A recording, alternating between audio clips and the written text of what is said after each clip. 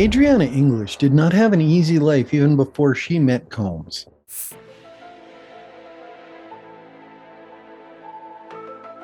When she was barely old enough to sign the consent forms, she met Jake Steed, an adult film actor and producer.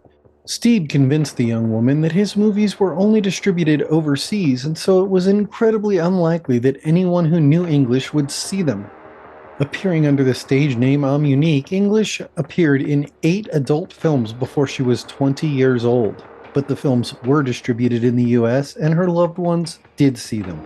Her family was so disappointed that English moved from LA to New York City with her boyfriend Anthony Gallo. The two were homeless and destitute. Gallo, a starving model, English trying to break into the music industry. Just to make ends meet, English started go-go dancing at Larry Flint's Hustler Club on 51st Street. She became very popular very quickly. In mid-2004, Gallo got a chance to audition for Sean John. English accompanied Gallo to the audition. Combs requested that Gallo and another model perform fellatio on him. Gallo refused. Tamiko Thomas contacted Gallo and told him the Sean John gig was still available, with just one catch. Gallo had to command English to work as a go-go dancer at Combs' white parties. Combs, or an associate, recognized her from the Hustler Club. Thinking it was legitimate high-paying work and a big break for her boyfriend, English agreed. English worked at every white party for the next 5 years in New York and Florida. English did not think she would be used as a party favor, sex trafficked and assaulted for Combs and his associates' pleasure and financial gain. We will get to all of that right after my overly obnoxious trigger warning.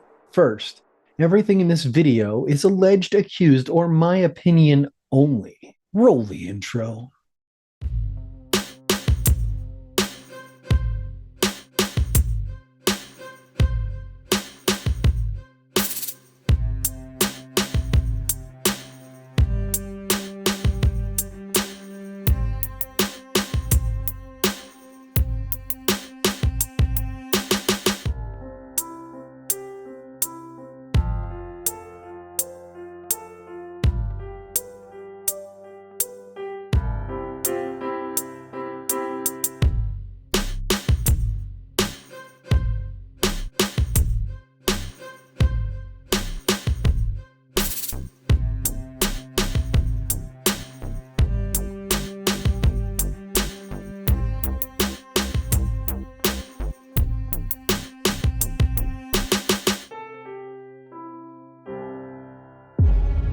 On Labor Day of 2004, English worked her first white party at Combs' mansion in the Hamptons. Around this time, Gallo started modeling for Sean John.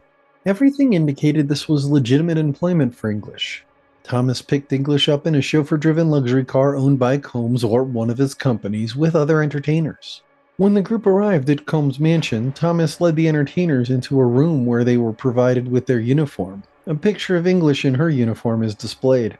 Thomas provided the entertainers with access to a break room. A mandatory uniform, a break room. She was legally employed by Combs during this party. Thomas encouraged English to give lap dances and be flirtatious. English was employed as a go-go dancer. Lap dances and flirting are part of that job. Lines were crossed. Thomas and Combs started instructing English which guests to entertain. Combs and Thomas instructed English on which bottles female employees were to drink from. English was required to take narcotics offered by party guests. During the night, English was forced to consume copious amounts of alcohol and illicit narcotics. Combs personally thanked English for her obedience and invited her to perform at future white parties. The second white party was very similar to the first. English was transported to the party in a chauffeured car accompanied by Thomas. Transportation details worked out using a cell phone Combs provided to English. English was provided a uniform, a break room, and a cash payment. The first 2 white parties were about grooming English for trafficking. Things take a very dark turn at the third party. But before we get to that, let's talk about Combs' enticements. If you've seen my video on Cassie's suit, this next part will sound familiar. Combs threatened to physically and financially harm English and Gallo if she refused to comply with his demands, ensuring English's continued participation in his sex trafficking enterprise. If you saw my video about Crystal McKinney, this next bit will sound familiar to you. As is Combs' standard fare, he balanced threats with promises. He promised to use his music industry contacts to make her a star. She was even made part of a legitimate female trio, but only if she kept allowing him to sex traffic her.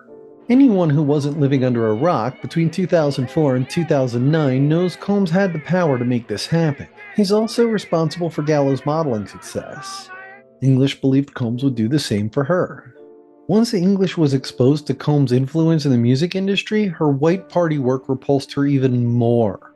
English believed she could only escape Combs' abuse and forced prostitution by returning to LA. She did that in 2009. Gallo's contract with Sean John was canceled and all his campaigns were pulled immediately. Additionally, he could not find other modeling work. Combs had made good on his threat to blackball Gallo. English could not book a gig with her group to save her life. Combs had blackballed her as well. Now let's go back to 2006 and learn about the sex trafficking I've been talking about. In 2006, English was working her third white party on Labor Day weekend. It started like the previous two parties. English made travel plans with Combs and Thomas using the cell phone they provided. She's picked up by Thomas in a chauffeured car. Things change when English is provided with her uniform, a black dress. The black dresses at white parties indicate sex workers. Combs and Thomas learned about English's work as Amini. The information was utilized to coerce English into sex work. Combs demanded English engage in vaginal intercourse with Jacob the jeweler. We will talk about who he is in the next chapter. English witnessed Combs, Thomas, and Jacob solicit and ingest narcotics. She also witnessed all of them engaging in illicit sex acts. Combs coerced English into consuming copious amounts of laced alcohol, then insisted she have sex with Jacob.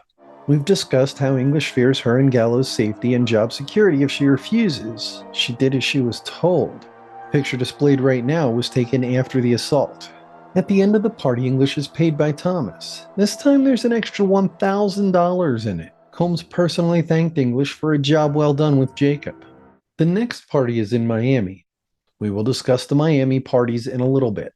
First, let's learn a little more about Jacob. Jacob Arabo, or Jacob the Jeweler, has been making high-end jewelry since he was a teenager. His label is Jacob & Company. He makes his own designs for private clients. In the early 90s, Jacob secured a kiosk in New York City's Diamond District, where Biggie Smalls takes a liking to his jewelry. Bad Boy is a defendant. Biggie was signed to Bad Boy. Other celebrities noticed Jacob as well. Jay-Z and Nas have name-dropped him. His clients include Sean Combs, Biz Markie, Drake, 50 Cent, Madonna, Rihanna, and J-Lo. In 2006, Jacob was arrested for conspiring to launder millions for the Black Mafia family. In case you haven't seen Jane Doe's video, the Black Mafia family is a Detroit-based organized crime syndicate. They're also rumored to have fronted Combs the money to found Bad Boy Records. In 2008, Jacob made a plea deal. He pleaded guilty to falsifying records and giving false statements. He served a 2 to 5 sentence, paid $50,000 in fines, and had to forfeit $2 million to the US government. He's also discussed in an episode of American Greed because he put his money into a Ponzi scheme for his wife while he was in jail. If you'd like me to make a video about Ponzi schemes, leave a comment and let me know. As part of his plea, Jacob submitted a written statement. An excerpt reads, "I feel ashamed that I broke the laws of this country, a country that has been so good to me." Now that we know all about who Jacob the Jeweler is, let's get back to English's story. So, those white parties, they're moving to Miami. After Combs moved the white parties to Miami, English was still expected to entertain guests. Thomas arranged English's travel to Miami. Thomas picked English up at the Fort Lauderdale airport with a member of Combs' security staff in his chauffeured car. English, Thomas, and others are transported to Combs' Star Island home. English's suit compares Thomas and Combs to Maxwell and Epstein. If you'd like to see a video on those two, let me know in the comments. Combs needed a woman to convince and coerce women into being sex trafficked. A woman convincing a woman to do things simply resonates differently than a man doing it. English's memory of the New York parties is clear. The quantities of laced alcohol increased significantly enough in Miami that English's memory is fuzzy. English remembers being passed off to several guests to be assaulted, she is not certain who many of them were. Several other suits mention Combs' hidden cameras in every room of his mansions. He filmed an unconscious English being assaulted in New York and Miami. No one in the film consented to the recording. It is believed the FBI obtained and kept as evidence these films in searching Combs' homes. Before we end this video, let's talk about the lifelong psychological scars this woman suffers as a result of this abuse.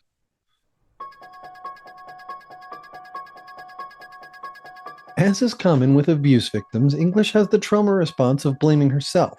She struggles with feeling like it is her fault she was trafficked and that she sabotaged her own career in the entertainment industry. As commonly happens with this type of trauma response, English fell into a downward spiral of anxiety and depression, leading to her hospitalization for mental health issues in 2010. It is normal for victims of this type of abuse to distance themselves from their abusers and their abuse. This is not easy when turning on the TV or the radio eventually leads to one of your abusers being featured. English constantly relives the terror she experienced at the hands of Combs. Seeking escape, seeking to dull the pain, seeking to just be normal again. English turns to drugs and alcohol, as so many other victims have before her, which of course led to alcoholism and drug addiction. As we've seen from other suits against Combs, English experiences intimacy issues. She struggles to maintain emotional and sexual relationships with men. She was married shortly before filing this suit. She fears that, like Joy Dickerson, her marriage will eventually fall apart as a result of her continued mental health struggles. Combs blackballed English before she could build a successful and potentially lucrative career in the music industry. Her depression, anxiety, body image issues, and feelings of worthlessness have made it difficult for English to pursue any career in the entertainment industry. Remarkably, English has held on to her faith. When others started filing suits against Combs, she felt a moral obligation to do what she could to help ensure other people do not suffer her fate. While English feared Combs' reprisal for filing her suit, she knew that she had to do this as part of her recovery. Let's wrap this video up, shall we? 3 decades. 3 fucking decades. How much has your life changed in the last 30 years? That's how long Combs got away with this shit. 30 years of abusing women in front of pretty much everybody in the music entertainment industry. 30 years of abusing men, women, and children with the knowledge of pretty much everyone who worked for him. 30 years of people staying quiet when they should not have. What I find the most disturbing about this whole thing is that Combs is still the only scumbag in jail for it. Every single one of those hundreds of people that acted as Combs' accomplices are walking free even still today. Look at you, FBI. Lock more of these sick bastards up. And with that, I got a jam, so tag your it.